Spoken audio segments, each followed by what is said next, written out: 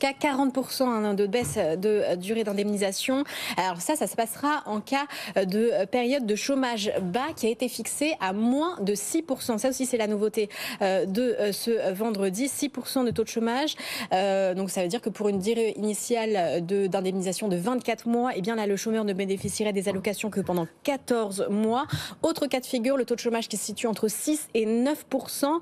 Cette fois-ci, c'est ce qui était attendu. La durée d'indemnisation baisse de 25%. Donc pour une durée d'indemnisation de 24 mois, on passe à 18 mois. Et puis au-dessus de 9%, eh bien pas de changement dans la durée d'indemnisation. Donc trois situations selon la bonne santé de l'économie, des mesures contracycliques.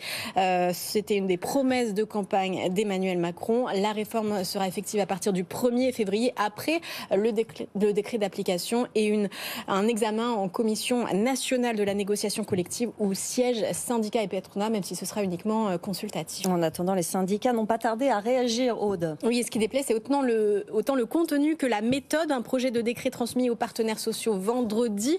Un vendredi avant Noël, ça passe mal. Laurent Berger, pour la CFDT, parle de déloyauté, d'un arbitrage en faveur des plus défavorisés.